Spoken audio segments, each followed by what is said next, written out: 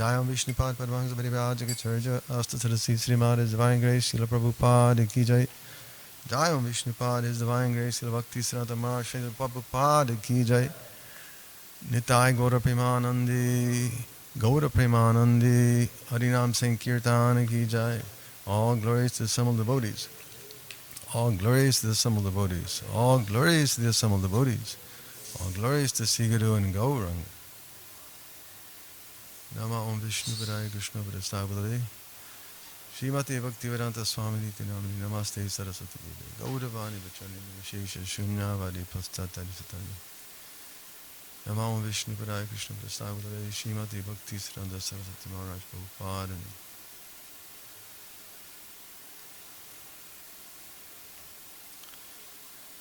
Hare Krishna. So today is the most auspicious appearance day of His Divine Grace, Srila Bhaktisiddhanta Saraswati Maharaj Prabhupada. So today we're going to try and cover a few things that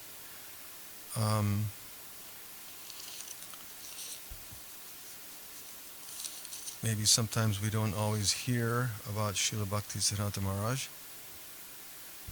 And hopefully it can shed a little bit of light on what a transcendental personality Srila Bhaktisiddhanta Maharaj Prabhupada was. And we are so grateful to have been able to come in contact with this Krishna conscious movement through Srila Prabhupada, that we are also able to get the grace of Srila Bhaktisiddhanta Maharaj Prabhupada. Prabhupada comments that sometimes the grandfather is more merciful than the father. So, Srila Bhaktisiddhanta Maharaj Prabhupada is our grandfather, and we're therefore praying for his blessing. Srila Bhaktisiddhanta Maharaj Prabhupada, we'll just say Srila Bhaktisiddhanta Maharaj, appeared in Puri. His actual birth date is February 6, 1874. And he appeared as the sixth child of a family of 13.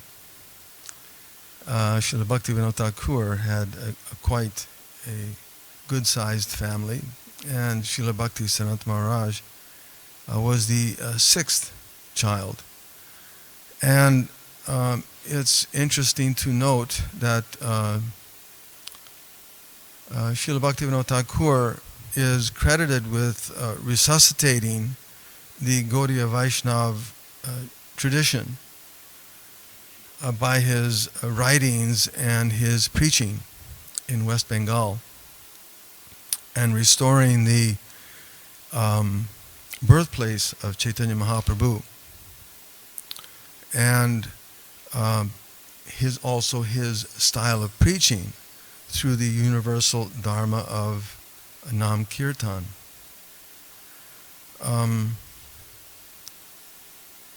It's interesting to note that when Srila Bhaktivinoda Thakur moved to Puri, or while he was residing in Puri, he was engaged as the chief magistrate of the Puri temple. But all the while he was conducting his preaching activities. And there came a time when he was praying to Jagannath that I'm trying my best, and certainly he did so many things. He wrote so many literatures. He traveled throughout Orissa. He was overseeing the worship of Jagannath. So there was certainly a lot of responsibilities there. But in addition to that, he wanted to expand his preaching. But he felt that I'm not able to do as much as I would like to. Various circumstances because of family and responsibilities with the government service and his age. So he felt quite handicapped in one sense. So one evening while in Puri, Jagannath appeared to him in a dream. And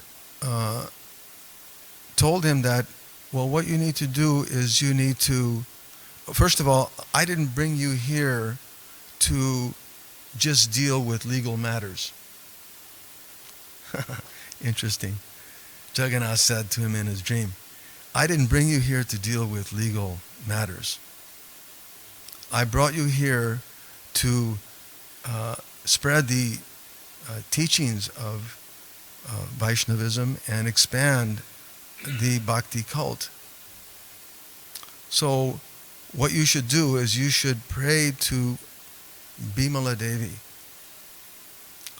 And if you pray to her, she'll respond to your prayers. Bimala, we know, is the consort of, is a Shakti of Lord Shiva, but also a Shakti of Lord Vishnu. And so on the appearance, when Bhaktisiddhanta Maharaj Prabhupada appeared, he gave that name Bimala Prasad, because he felt that this was the mercy of Bimala Devi, that now I have someone who can assist me in the preaching. And one astrologer noted that when he read the chart of the child, that this child will become a world famous preacher and a teacher of the ultimate goal of life.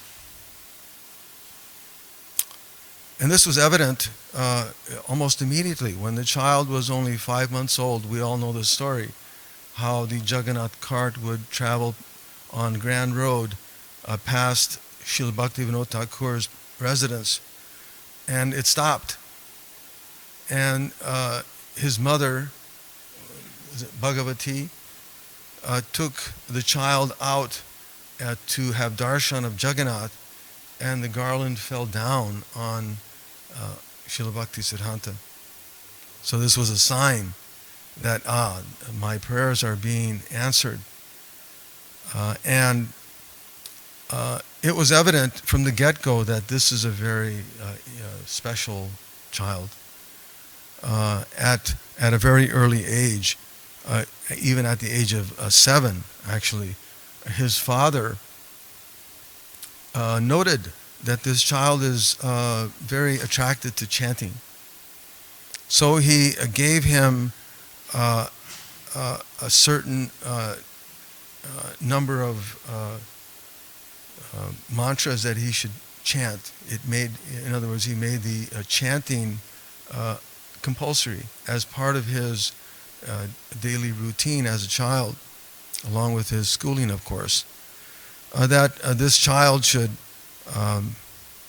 chant, but he also initiated him into a mantra for worship of Lord Nrsingadev.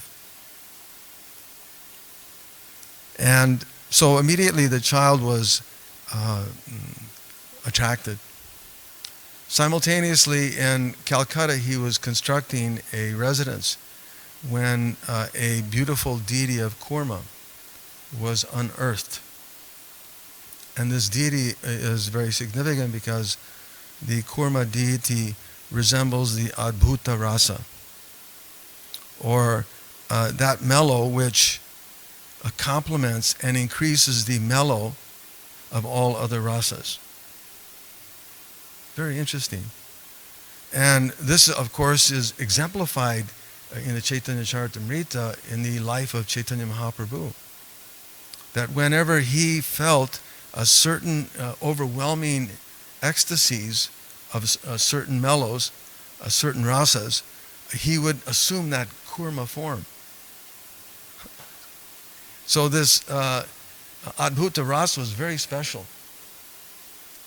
And the Thakur noted this, that this child is very special.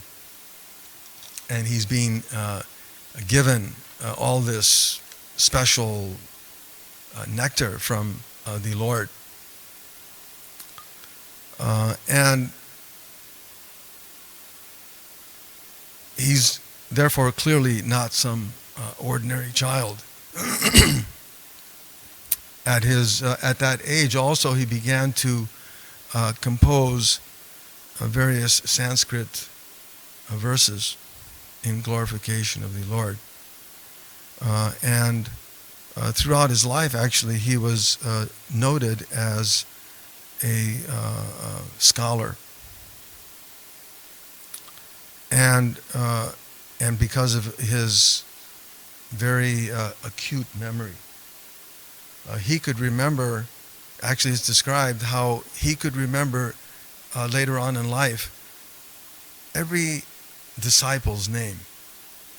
Every one of his disciples, he could remember them. And he could recall who he had met 50 years earlier.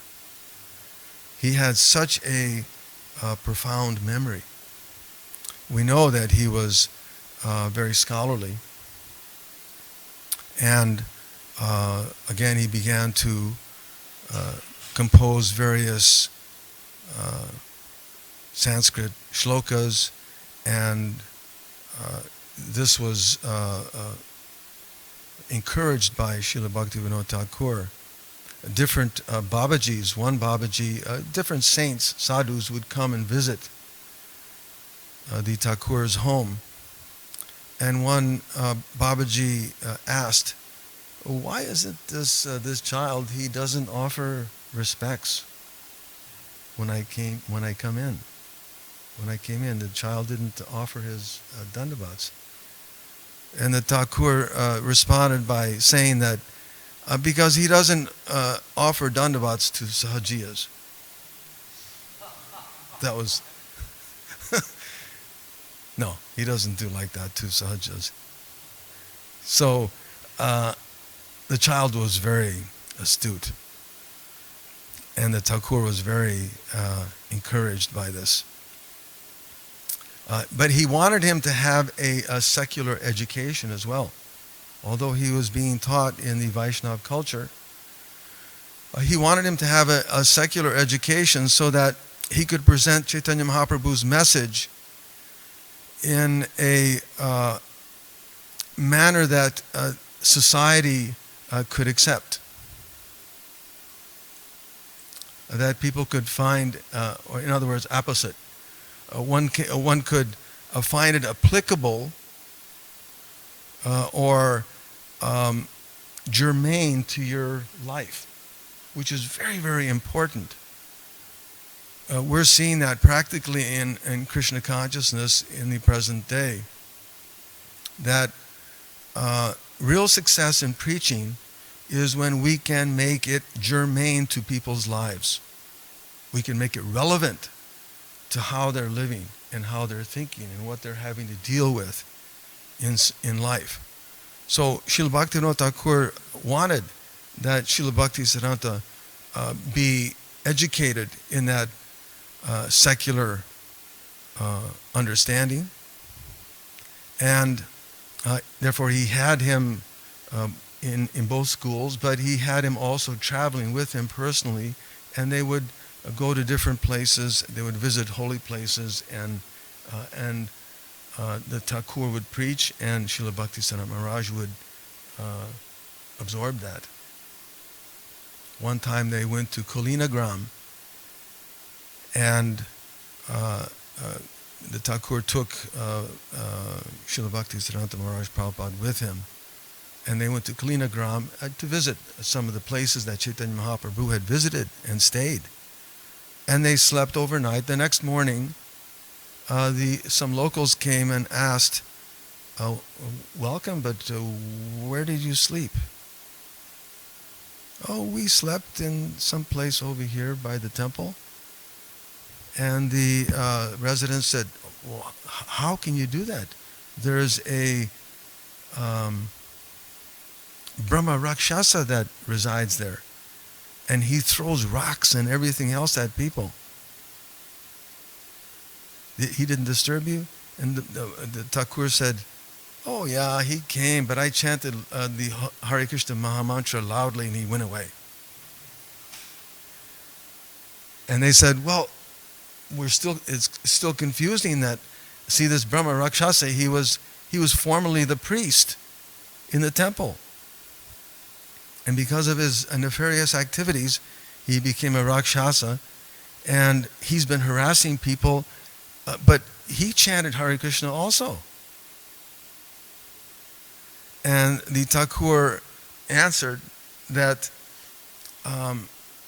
he may have had some low voice and some mumbling or some movement of the lips, but there was nothing there. There was no spiritual potency there. So they were quite amazed. Again, this saint, he's coming with his son, and they're preaching.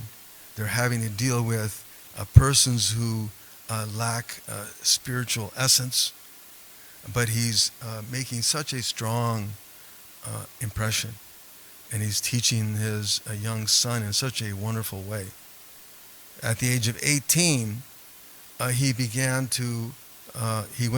started his college education, and he began developing his austerities even more. He began to follow Chaturmasya.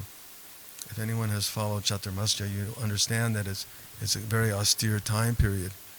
And along with his starting college, he was developing his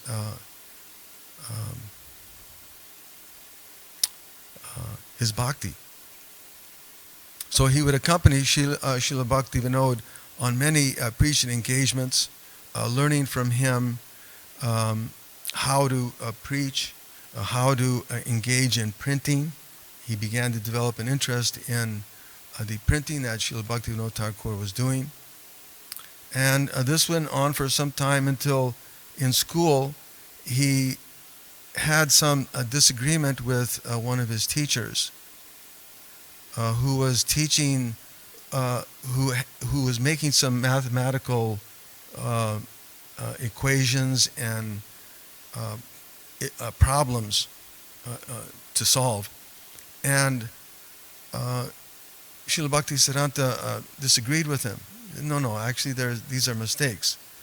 So they got into some disagreement, and he decided that I'm just going to leave school, which was unheard of during that time period for someone to leave schooling. It's very difficult just to get into schooling, but to leave. And his reasoning was that if I stay, then I would be browbeaten to enter family life.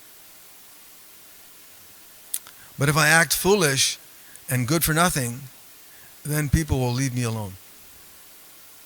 So from that time on, he stayed home and assisted Bhaktivinoda Thakur in his activities, and at the same time, again, developing this Jyotish that we know he was quite well at, the astrological study, while all the while practicing austerities. At 25, he took initiation, and from Srila Gaura Kishore Das Babaji Maharaj, and there's some very wonderful descriptions of that, how they met and how he was ultimately accepted. He went through a lot of effort to get the mercy of Srila Gaura Kishore Das Babaji. Later on in life, he was asked that why are you as a Gostianandi taking on a Babaji for a spiritual master. There seems to be a contrast there, right? Generally, the Gostinandis would go out and preach. The Bhajanandis would stay in their ashram, and they would distance themselves from society and everything. So he was questioned, why did you do such a thing? It seems such a contrast. And his answer was that just like there's a boat, and the boat may have so many amenities, and it can float very nicely, but if the boat doesn't have an engine, it's useless. So although I may be doing so many things, the engine of my life is Srila Gaura Kishore Das Babaji Maharaj. He's the force, he's the strength behind my work. So although it appeared to be quite a contrast, he was very, very connected to his spiritual master. At the age of 31, he began chanting his billion names of Krishna. Can you imagine? 1 billion. He took the Japamala of Srila Bhaktisiddhanta Thakur, and he chanted for 9.5 years. It took him to chant the billion names of the Lord. All the while, there were so many threats. He was by that time developing or getting threats from different smartas who were objecting to his and Bhaktisiddhanta Thakur's preaching. But still, he was so determined. Shortly after finishing that, Bhaktisiddhanta Thakur and Gaura Kishore Das Babaji Maharaj passed away. And he was feeling their absence very acutely, to the point where he didn't feel encouraged to go out and preach. It was it made such an impact on him that my father, my spiritual master, they've gone away. How can I continue with my preaching? We all have that experience, isn't it? When sometimes in life something becomes there's an absence of something, it's very, very difficult to keep that determination. So he was feeling that. So one night he had a dream. He was visited. This dream was at the Yoga Pit, and which had been developed by Srila Bhaktisiddhanta Thakur. And in the dream, Chaitanya Mahaprabhu, Nityananda, the 6 Goswamis, and so many other sadhus appeared. And they told him that continue with your preaching. Don't worry, you shouldn't be discouraged, because we're here to help you. So on that inspiration, the next morning he felt rejuvenated, that I've been given this special mercy of Chaitanya Mahaprabhu and Nityananda, the Goswamis, and so many other saints and sages. They appeared, and all to give him encouragement in his work. So he was again, that fire of devotional service, of preaching, was reawakened. Shortly after that, he took sannyas, and this was at the age of 44, where he began to preach and write and establishing temples very vigorously. And simultaneously, the caste brahmanas, who were very envious, they began to oppose him very vigorously. And even some of his disciples, they were also saying that with all this growth, there's so many problems. We should just have our temple We should have the deity, open the deity when someone comes. We'll receive their collections and we'll live happily ever after. Right? We'll live there very nicely. We have a nice temple, we have the building, and people come, we'll open up the deities, they give their money, and we'll close the doors, and we'll live happily ever after.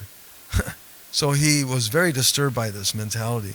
So what he did was he started developing standards and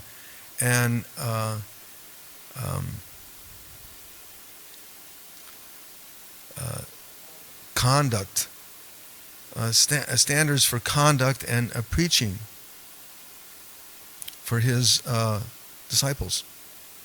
That in order for someone to stay in his temple, in the property of the deity, certain standards had to be met. So, in this way, he was again directing his followers and teaching them that there has to be a proper standard. Just like in the Krishna conscious movement, Srila Prabhupada has given us so many standards that by following them correctly and to our best ability, Krishna will be happy and results will come. But the Apa Sampradayas were very disturbed by this. So they put out a hit job for Srila Bhaktisiddhanta, and they offered 25,000 rupees for anyone who can dispose of this person, get him out of our hairs. And he was warned by the magistrate, the local magistrate, that this was happening. So Srila Bhaktisiddhanta left the area. But he still kept on his preaching. He was just much more aware, you could say. But he still gave many scathing lectures, blasting the pseudo-devotees and renunciates, the Babajis, and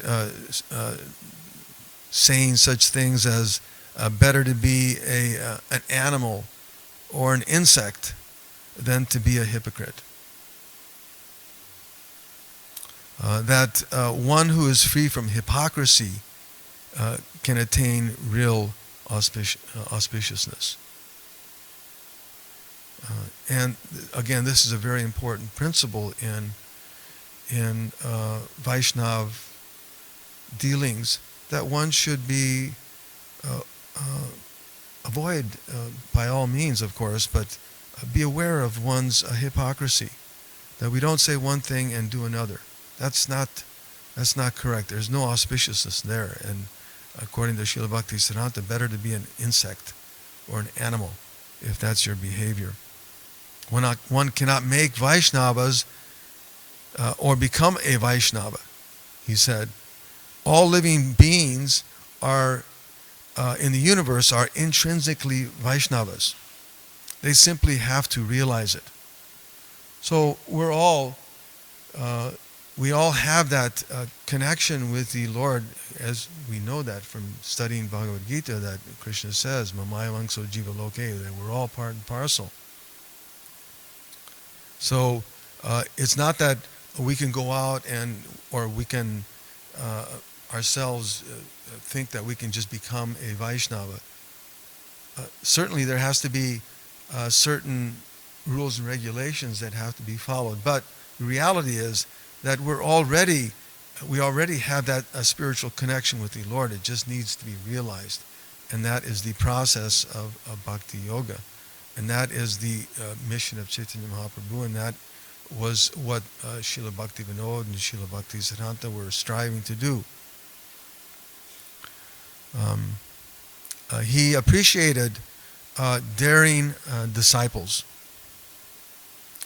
and he did not like it if one would hedge or compromise. That the process of bhakti yoga is,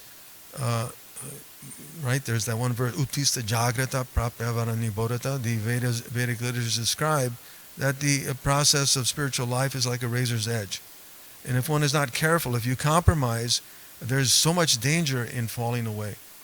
And instead of making advancement, one becomes fallen. Don't speak to please the janata, or the people, but speak to please Janardhan.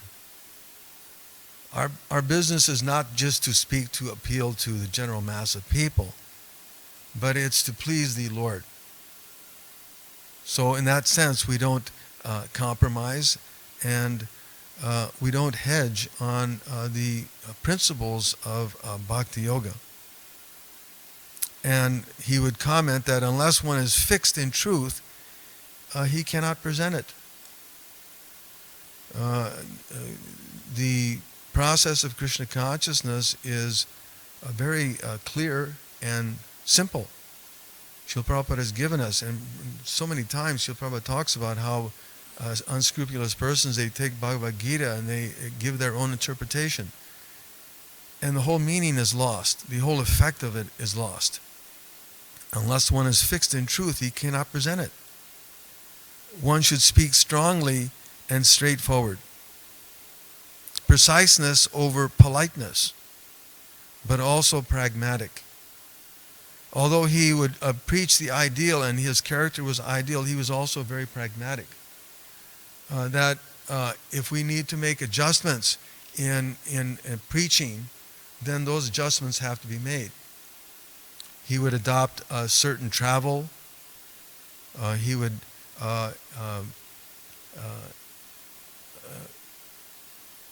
give charity to different organizations or different temples wherever he went.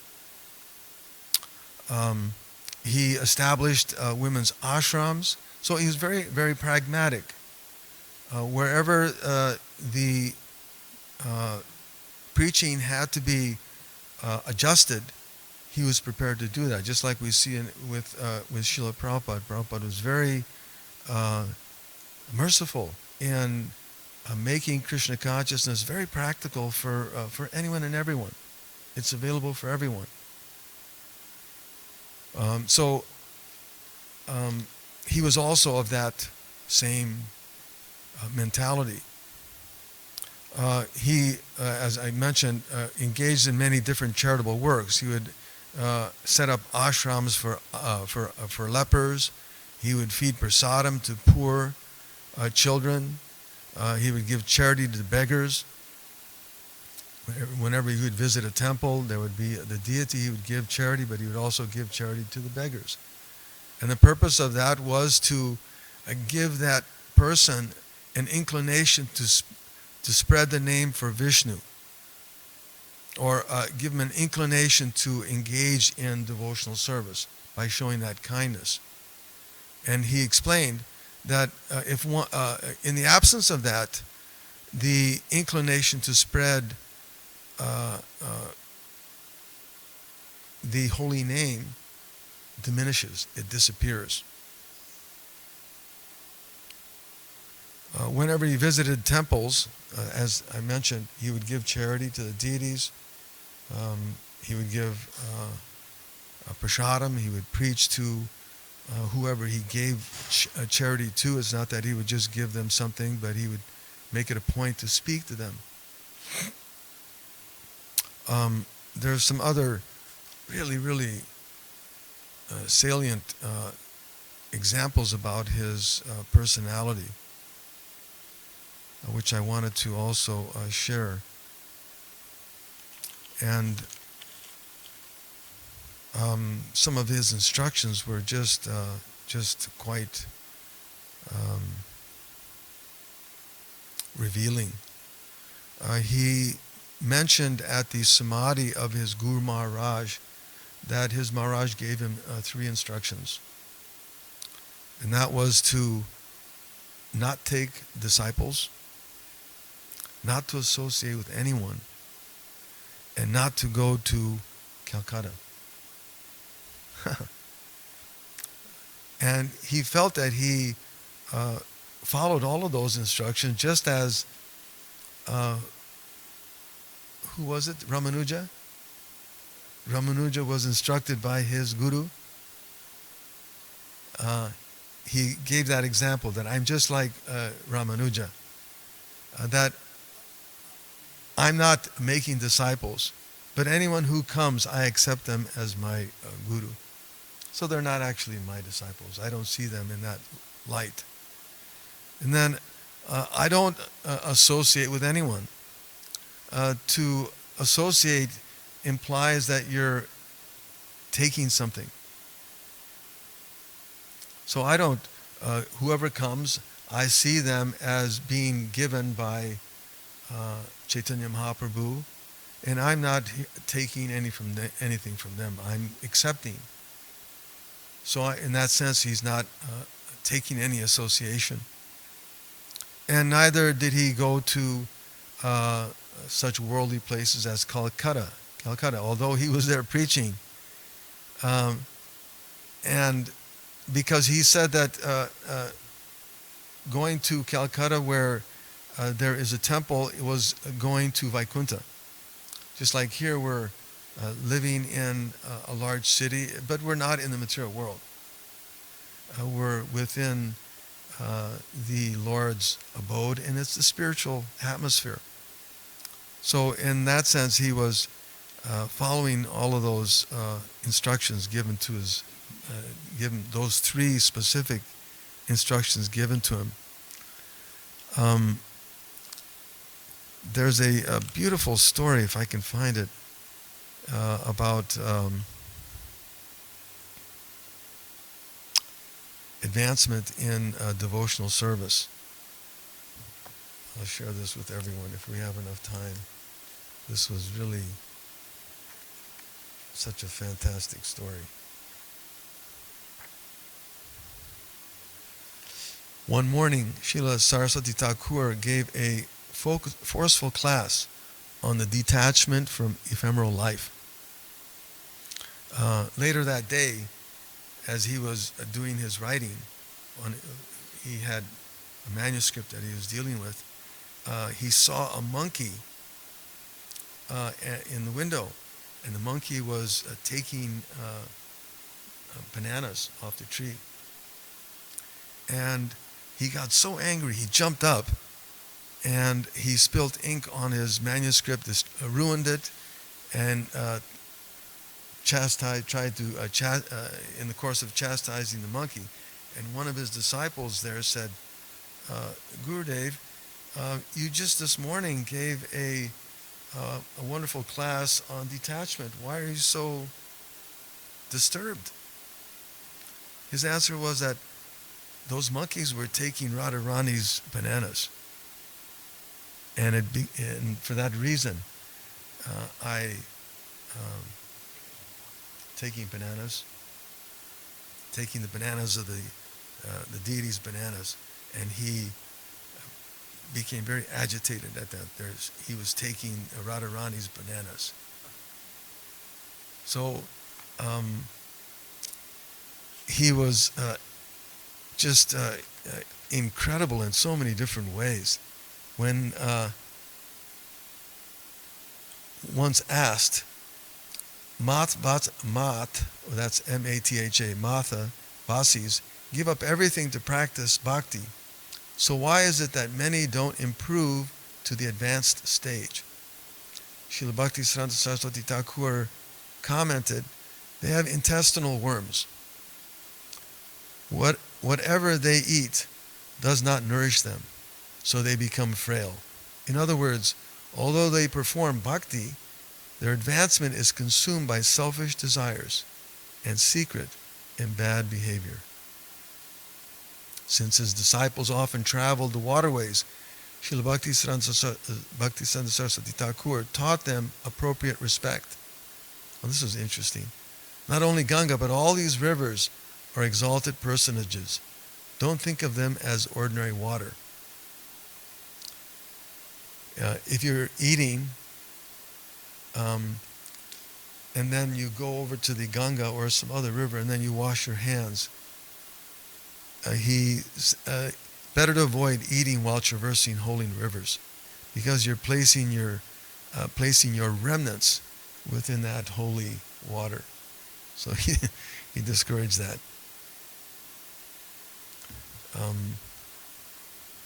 I don't know how we're doing on time, but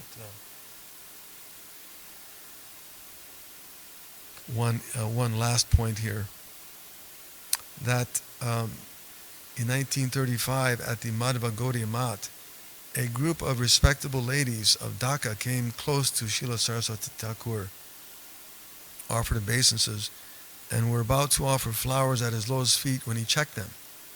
"O mothers, I am wholly unworthy of the respect you propose to show me. The body that I presently inhabit should be incessantly whipped, then plastered with dust and mud, thrown in a gutter and left there. He to whom you have offered obeisances considers himself lower than a maggot of hell." So the point of that, obviously, is that the Vaishnava should always be meek and humble, and offer respects to all others. Huh.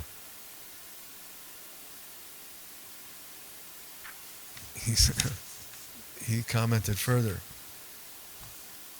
"You are serving Krishna, which he is incapable of doing. And for those inclined to freely touch anyone's feet, I recall the words of my Guru Dev. Why do they so boldly stretch out their hands to take dust from the feet of a sadhu?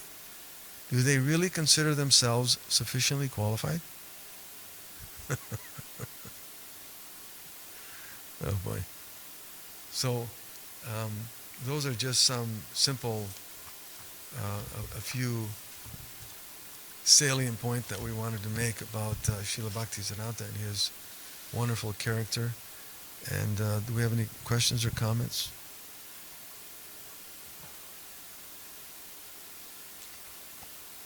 Such a Tanoi, Prabhu.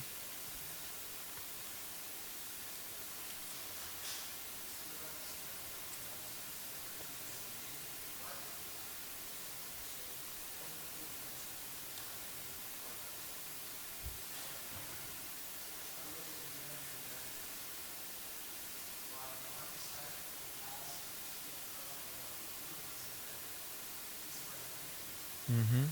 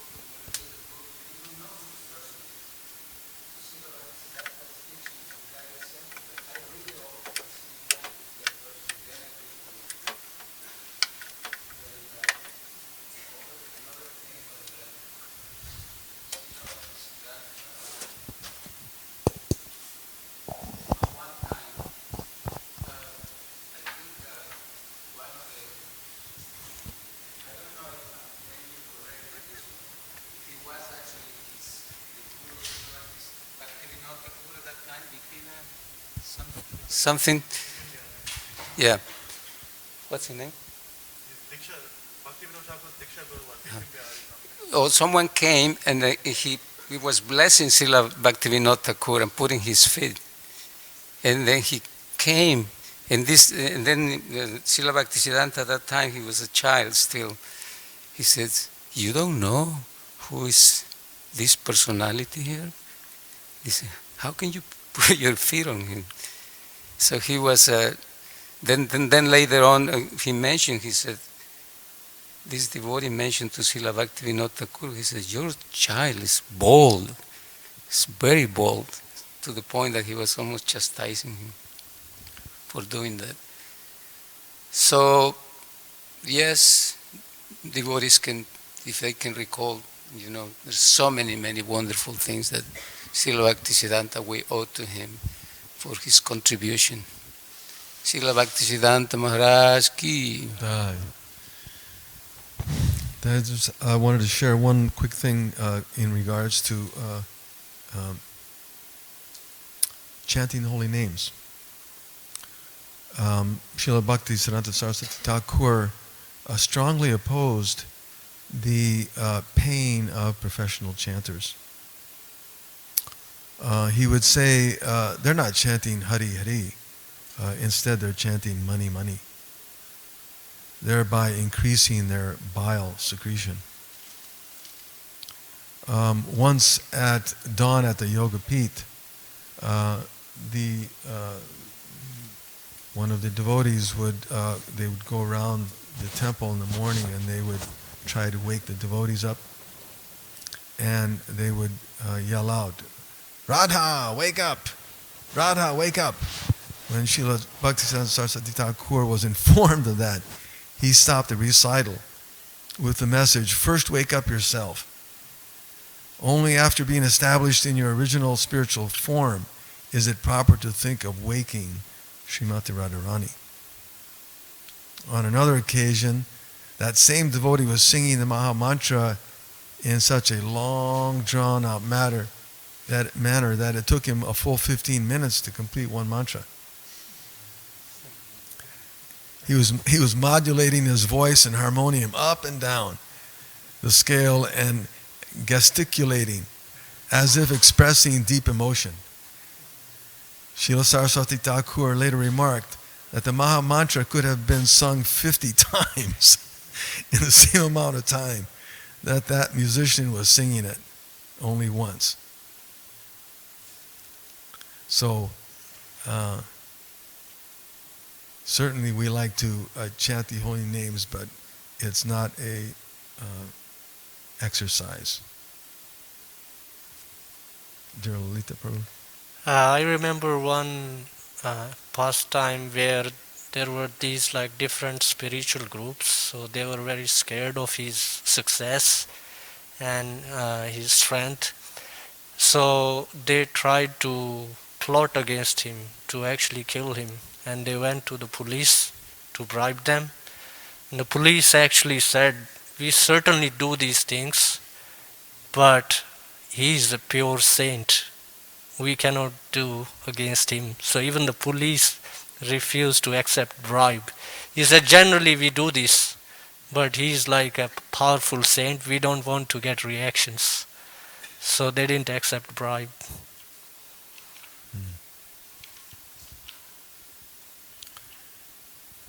He preferred that his disciples dance in a dignified manner, and on at least one occasion stopped a disciple who was dancing frenetically. Prabhupada did that also one time in Chicago in 1975. The Radha Damodar party was there, and they were, Prabhupada was in the back of the temple room, the deities are in the front, and the devotees started running back and forth like this, back and forth, and dancing quite frenetically. And actually it happened in Mayapur also. I remember one time Madhudvisa and another Panchadravida Swami and a couple others, they were dancing so frenetically, they started elbowing and knocking each other over. And Prabhupada stopped it right on the spot. That's not how you dance before the deity. It should be done in a very graceful, pleasing way. Anyway, we can see just by, when you study the character of Srila Prabhupada, you can see how it's in direct line of Srila Bhaktisiddhanta Saraswati Thakura. They are so in sync. It's just astounding.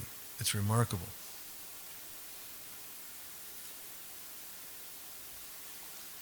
Okay, we should probably end there. Srila Bhaktisiddhanta Maharaj Prabhupada ki jai. Srila Prabhupada ki jai.